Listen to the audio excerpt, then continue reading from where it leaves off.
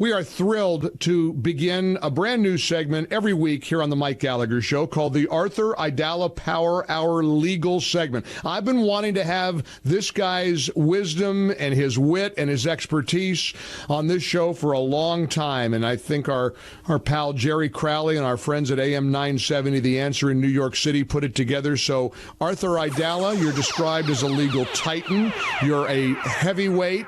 You're the guy anybody turns to who's in trouble legally in New York City. I hope I never need to turn to you for that, but I'm glad to turn to you for the Arthur Aidala Power Hour Legal Segment on the Mike Gallagher Show. Welcome aboard, my friend. What's happening, Mike? And it's an honor to be here. I don't want to date you, but I've been listening to you. Am I allowed to say for decades? Yes, you are. Just remind me how old I am. Well, when I introduced you on my radio show, I said they didn't even know what they were doing, but they played what's it called, a feud in Guys and Dolls. I got the horse here. Fugue for Tin Horns. Yep. Okay, so they played that, and I said, you don't even know what you're doing. I said, because Mike and I were both in the same show a couple of decades apart, and I talked about how happy I am to be here. Because look, there's a lot of serious stuff going on in the world, a lot of legal stuff going on in the world. And Mike, this is the only way I'll toot my own horn. There are a lot of people out there, legal analysts that you see on TV and you hear on the radio, but a lot of them don't go to the courthouse on a very regular basis, as do I. So, when I'm talking to you guys about the law and about what's going on, it's not about like what I did 10 years ago or what I did 15 years ago or 5 years ago.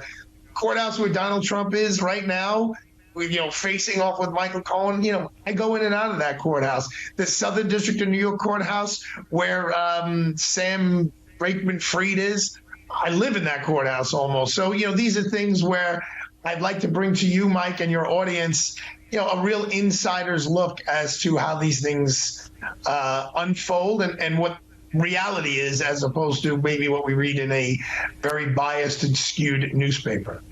Well, this is why I'm so excited about this segment beginning today, because you're right. You're in the trenches. You're living it. We talk about it. Those of us who, big mouths with the show, we opine, but we don't have the legal chops that you have. And so I'm really grateful that, and many thanks to Jerry and the team, Laura and everybody at AM 970, The Answer in New York, for helping to facilitate this, because I know our audience, north, south, east, and west, all over the country, all over the world who listen online, are going to appreciate what you have to offer. I want to start with New York, and I want to start with the courthouse where Donald Trump is right now being, facing all kinds of charges. I know the Attorney General, Letitia James. Somebody told me a week or two ago, Mike, you can't believe this, but go follow her on her social media accounts. You're not going to believe the way the Attorney General in the state of New York is taunting and trolling the 45th president of the United States. And I thought, no, there's no way. I mean, that's a parody account. Arthur, it is her account, her official X, formerly Twitter account, almost daily is taking pot shots and mocking and taunting Donald Trump, the guy who she wants to bankrupt. Now, Arthur, again, all these parties involved. You've been in the courthouses for so many years. Is this normal behavior for an attorney general? I mean, I can't answer that question fast enough. No, it's definitely not normal behavior in any way, shape, or form. This is an elected prosecutor. And, I'm blessed, Mike. My dad was an assistant district attorney in the early 60s, the mid-60s, 1964, I believe, is when he started the Manhattan DA's office. Frank Hogan was the elected DA. So technically he was a politician. But you would never know he was a politician. He never handled himself like a politician. And prosecutors never did. Bob Morgenthau, who came after Mr. Hogan, the Manhattan DA. And you could say the same thing for the attorney generals of the state of New York. It was never looked at as a political position, even though they get elected. That has changed dramatically. Some of it, I can't say all of it, but a lot of it has to do with social media. They didn't have those outlets. They weren't able to do what you're saying Letitia James is doing. I can't say I haven't seen it. I try to stay off all of that stuff. It's a necessary evil, but it's ridiculous. It's insane. I believe she ran on a platform of, I'm going to indict Donald Trump, which is verboten. I mean, it's a horrible thing to say. I do want to say, Mike, because as you are, I am always honest. I really am. I mean, I'm going to say something crazy. When I was a kid, Mike, you know when I got hit with a belt by my dad? When I lied. That's when I got in trouble, when I lied to the family. So I really go out of my way not to lie. So the truth is, I know Letitia James well. I've had dinner with her many times. She is a very charming, charismatic woman who I disagree with. I mean, the way she handled the Andrew Cuomo thing, horrific. Andrew Cuomo's Secretary of the State, Melissa DeRosa, she just came out with a book that gives you a lot of insight into what took place there. To have a prosecutor go after anyone in public office, and then weeks later, after she's successful of taking him out of public office, to announce that they're running for that exact office, like the storied prosecutors who I mentioned, like Frank Hogan, the Manhattan DA's office, or Bob Morgenthau, they're turning over in their graves. I mean, it is the absolute opposite of what the integrity that you should be bringing to that office.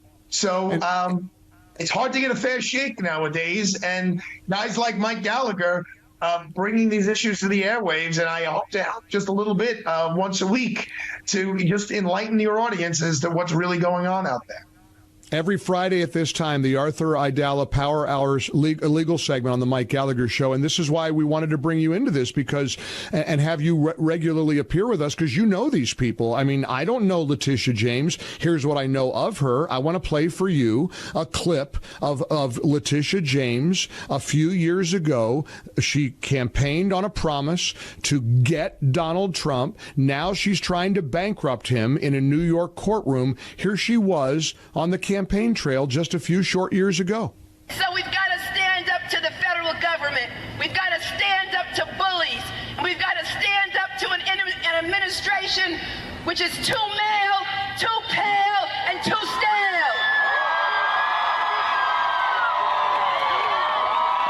Again, Arthur, I'm always mindful that this is somebody's loved one. Guilty. I'm male and I'm male. Yeah, I'm too white and I'm too pale and I'm too male, I guess. I mean, and she was talking, of course, of Donald. Stale, Mike?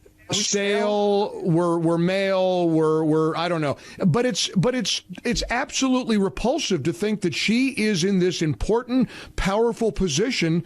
Arthur, am I out on a limb here when I say she's absolutely abusing this position in her crusade against Donald Trump? No, and just to show that we're not partisan here on this particular topic, it's Andrew Cuomo as well. So she did it to a Democrat. And right. She ran him out of office. I mean, she literally did. When you read this book by the secretary to the governor, Melissa DeRosa, and you see what the attorney general's office did, she really ran him out of office. And she was successful. And then again, she tried to run for that office, and now she's doing the same thing to Trump. Why? Well, the motivation with Cuomo was because she wanted to be the governor. The motivation with Trump is simple.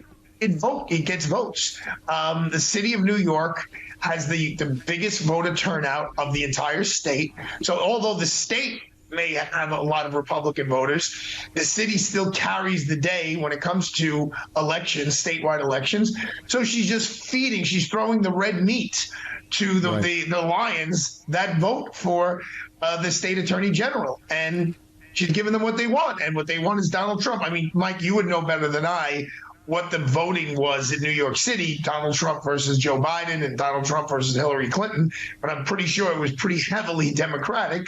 So she's giving them what they want. And it'll probably get her reelected.